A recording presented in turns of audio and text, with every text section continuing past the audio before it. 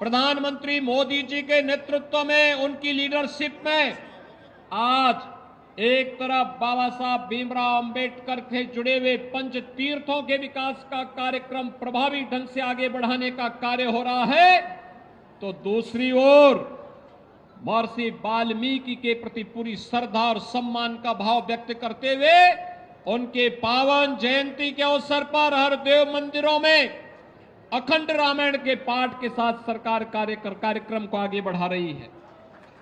भाइयों बहनों, भगवान राम के चरित्र को दुनिया के सामने लाने का श्रेय अगर किसी एक त्रिकालदर्शी ऋषि को जाता है तो महर्षि वाल्मीकि को जाता है। याद करिए, महर्षि वाल्मीकि, उन्होंने जो रामायण लिखा वही रामायण के अलग अलग संस्करण के रूप में अलग अलग कालखंडों में फिर सामने आई, और आज इसी का परिणाम है अयोध्या में भगवान श्री राम के भव्य मंदिर के निर्माण का मार्ग भी प्रशस्त हो रहा है। भाइयों बहनों, कौन ऐसा भारतीय होगा जो महर्षि वाल्मीकि पर, संत रविदास पर, बाबा साहब भीमराव अंबेडकर के योगदान के प्रति कृतज्ञता ज्ञापित न कर सकता हो? हर भारतीय को करना चाहिए, हर भारतीय करता है और उनके प्रति कृतज्ञता ज्ञापित करते हुए अपनी सामाजिक और राष्ट्रीय एकता को मजबूती प्रदान करने का कार्य भी करता है। पिछली सरकारें आपको, समाज को जाति के नाम पर बांटती थी, क्षेत्र के आधार पर बांटती थी, भाषाई आधार पर सामाजिक ताने बाने को छिन्न भिन्न करने का कार्य करती थी। लेकिन डबल इंजन की भारतीय जनता पार्टी की सरकार आज प्रधानमंत्री मोदी जी के नेतृत्व में सबका साथ और सबके विकास के अपने मंत्र के साथ शासन की योजनाओं को प्रभावी ढंग से हर तबके को देने का कार्य कर रही है। तो विकास की योजनाओं को भी बिना भेदभाव के समाज के प्रत्येक तबके को देने का कार्य कर रही है। उत्तर प्रदेश में केंद्र और राज्य शासन के स्तर पर पिछले 6 वर्ष के अंदर जहां 3.25 करोड़ गरीबों के शौचालय बने, वहीं 55 लाख गरीबों के लिए एक एक आवास देने का कार्य भी हुआ है।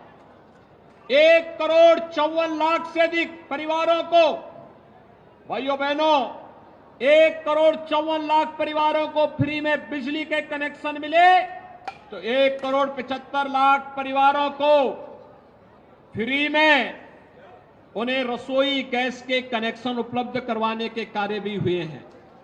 याद करिए, कोरोना कालखंड में फ्री में राशन और भरण पोषण भत्ता देने का कार्य भी और फ्री में वैक्सीन देने का काम भी डबल इंजन की सरकार ने बिना भेदभाव के और गरीब तक पहुंचाने का कार्य किया।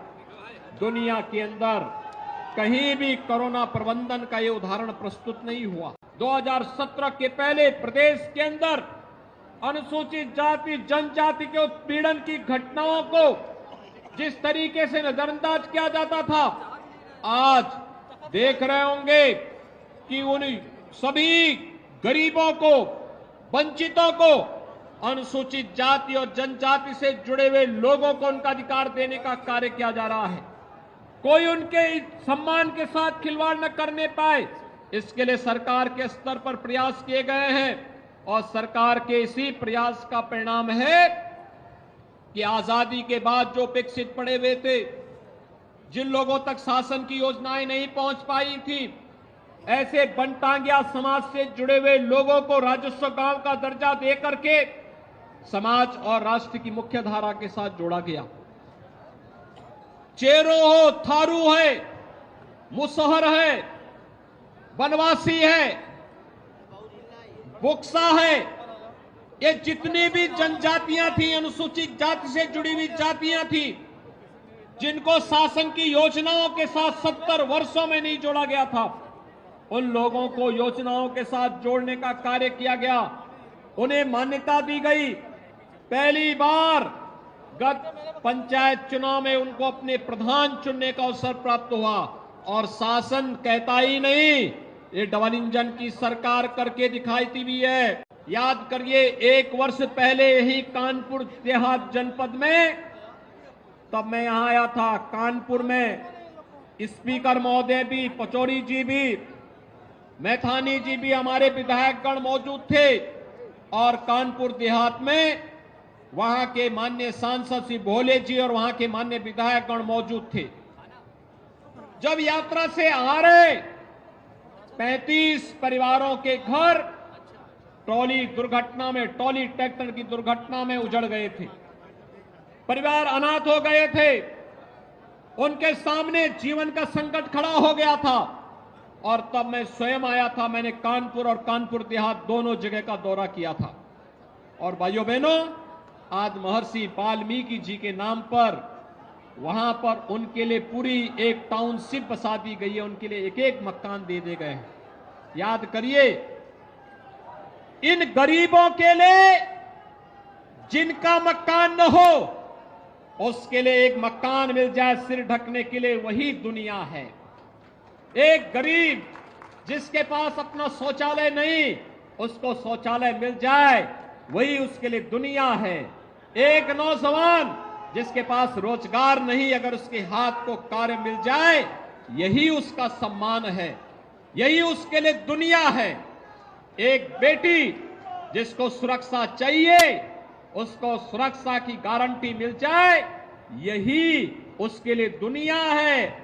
और भाइयों बहनों, एक वंचित, एक गरीब, एक दलित जो सम्मान जिसको प्राप्त नहीं हो रहा था, अगर उसे शासन और समाज मिलकर के सम्मान के साथ आगे बढ़ने के लिए एक अवसर देता है, तो उसके लिए दुनिया की सारी खुशियां उसको प्राप्त हो जाती हुई दिखाई देती हैं।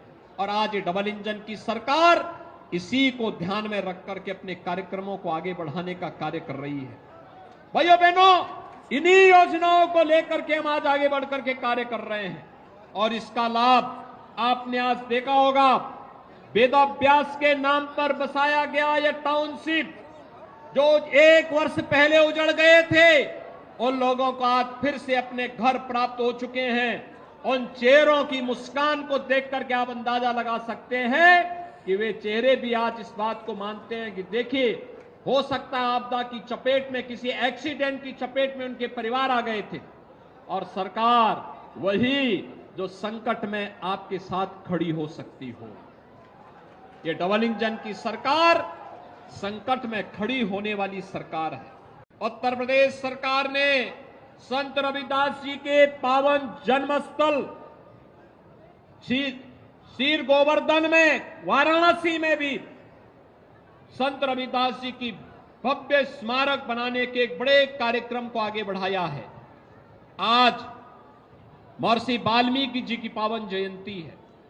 लालापुर, जहां पर महर्षि वाल्मीकि की साधना स्थली के रूप में और उनकी जन्मस्थली के रूप में जो क्षेत्र विख्यात है, लालापुर में आज अनेक कार्यक्रम चल रहे हैं। वहां के सुंदरीकरण की एक व्यापक कार्य योजना, और चित्रकूट जनपद में उस पहाड़ी पे चढ़ने के लिए रोपवे के निर्माण के कार्यक्रम को भी राज्य सरकार आगे बढ़ा रही है। भाइयों बहनों, जिससे लोग वहां पे जाकर के महर्षि वाल्मीकि जी की पावन साधना स्थली के दर्शन कर सकें, वहां जा सकें, आसानी से पहुंच सकें, उस त्रिकालदर्शी ऋषि के उस साधना के पुण्य फलों को प्राप्त कर सके। ये सभी कार्यक्रम सरकार जहां आगे बढ़ाने का कार्य कर रही है, वहीं इन महापुरुषों के लिए सम्मान व्यक्त करते हुए आज हर सरकारी कार्यालय में बाबा साहब भीमराव अंबेडकर का चित्र भी आप देखते होंगे। समाजवादी पार्टी के सरकार के समय तो त्रिवा कन्नौज के मेडिकल कॉलेज का नामकरण ही बदल दिया गया था। बाबा साहब भीमराव अंबेडकर के नाम पे कॉलेज का नाम था, लेकिन समाजवादी पार्टी की सरकार ने नाम बदल दिया। बाबा साहब भीमराव अंबेडकर से उनको इतनी चिढ़ थी कि उन्होंने नाम ही बदल दिया। नाम बदला ही नहीं, शिलापट को सपाई लोग गुंडे ले जाकर के तोड़ दिए। बाबा साहब भीमराव अंबेडकर का अपमान किए। एक तरफ मोदी जी 26 नवंबर की तिथि को भारतीय संविधान दिवस के रूप में मनाने की घोषणा करते हैं, और संविधान दिवस के अवसर पर बाबा साहब भीमराव अंबेडकर के द्वारा दिए गए संविधान के प्रति श्रद्धा व्यक्त करते हुए उन्हें भारत के सर्वोच्च सम्मान के साथ उनके प्रति कृतज्ञता ज्ञापित करने के साथ साथ इसमें तमाम प्रकार की डिबेट आगे बढ़ाई जाती है। दूसरी तरफ समाजवादी पार्टी है, बाबा साहब भीमराव अंबेडकर के नाम पर बने हुए स्मारक को हटाने का पाप भी करती है। भाइयों बहनों, इन चेहरों को और इन चरित्रों को समझिए। ये लोग बोलेंगे कुछ और करेंगे कुछ, लेकिन यहां पर तो ये डबल इंजन की सरकार जो बोलती है वह करके दिखाती है, और ये करके दिखाने का कार्य शासन की योजनाओं में, शासन के द्वारा दी गई योजनाओं को आगे बढ़ाने में, हर गरीब को बिना भेदभाव के शासन की योजनाओं के साथ जोड़ने के लिए जो कार्य किए गए हैं, उसके परिणाम स्वरूप आज हम सबके सामने वह देखने को मिल रहा है। मेट्रो सिटी के रूप में आज कानपुर बन चुकी है, विकास की प्रक्रिया के साथ तेजी के साथ उभर रही है, लेकिन साथ साथ डिफेंस मैन्युफैक्चरिंग कॉरिडोर का भी एक नया केंद्र बनकर के कानपुर उभर रहा है। कानपुर से लेकर के झांसी तक इस पूरे क्षेत्र में 38,000 एकड़ भूमि में एक नोएडा की तर्ज में नए औद्योगिक विकास के केंद्र को विकसित करने की कार्रवाई को डबल इंजन की सरकार ने अपने हाथों में लिया है। भाइयों बहनों, नोएडा में 46 वर्ष लगे तब 35,000 एकड़ लैंड में नोएडा का विकास हो पाया है। यहां पर पहले ही वर्ष में 38,000 एकड़ में यह औद्योगिक विकास की नए कार्यक्रम को हम लेकर के चल रहे हैं, और मुझे विश्वास है कि ये कार्यक्रम इसी तारतम्यता के साथ आधुनिक इंफ्रास्ट्रक्चर के लिए जो कार्य यहां पे हो रहे हैं, चाहे वो रिंग रोड का हो, Lucknow Kanpur greenfield express highway का हो, मेट्रो के संचालन का हो, या फिर डिफेंस कॉरिडोर का हो, नमामि गंगे में मां गंगा की अविरलता और निर्मलता के लिए किए गए कार्यक्रम हो, या फिर यहां के पुराने औद्योगिक स्वरूप को फिर से पुनर्स्थापित करने का कार्यक्रम, ये कानपुर के साथ साथ पूरे कानपुर बुंदेलखंड क्षेत्र की तस्वीर और तकदीर को बदलने के लिए मील का पत्थर साबित होने जा रहे हैं। और उसी दृश्य आज मैं आपको आश्वस्त करने के लिए आया हूं कि भाइयों बहनों, ये डबल इंजन की सरकार कानपुर और बुंदेलखंड को उसका वैभव फिर से उपलब्ध करवाने के लिए पूरी प्रतिबद्धता के साथ कार्य कर रही है।